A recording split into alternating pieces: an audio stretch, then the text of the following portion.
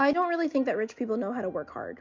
They don't, for the same reason that your boss gets mad when you have an idea and it's not theirs. Hi, I'm Dr. K. I research the unwritten rules of social class, especially in the workplace. A core tenet behind classism and therefore also white supremacy and patriarchy, because those are systems that help support the class system, are that ideas are worth the money and everything else that needs to happen to make the idea come to fruition is less valuable.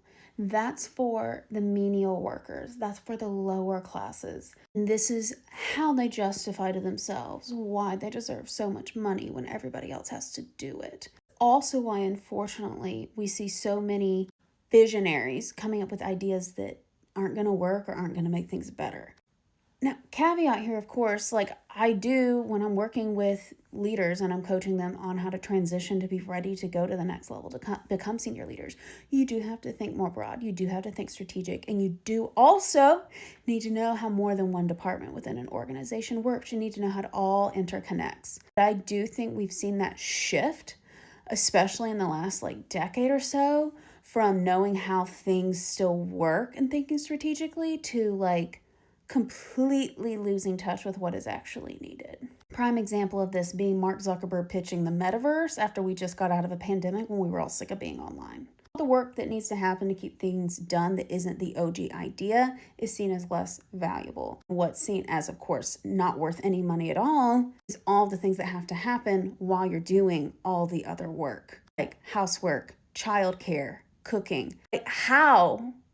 How is cooking, which keeps us alive, we all need food, not valuable work? Unless you're a meal chef, of course, then. And then you have the ideas on what should be cooked. You see where I'm going with this? And those differences in what labor is valuable and not is also what keeps the class system in force, because that all gets distributed among these other identities. Remember, the white supremacy, the patriarchy, this all comes full circle. Who does the cooking, the cleaning, and the childcare? Women. Who, when white women can afford to hire someone else to do it, gets paid shit wages to do it? Usually women of color. Who does a lot of the physical labor for shit prices? Yes, white working class men, but who disproportionately targeted in prisons, which are sources of free labor? Who are we filling up detention centers right now with? It's all connected. It's all fucking connected. Now, hard shift. This is part of also why when people who are first generation and from low income backgrounds do have money enough to hire help, that they really struggle with it. Even if they're going to pay really well and treat people really well. You can really struggle with delegating, even delegating within their job, not even hiring externally, but delegating to other people, because you've seen the exploitation of labor and you have this internalized relationship with that any work worth doing you should do.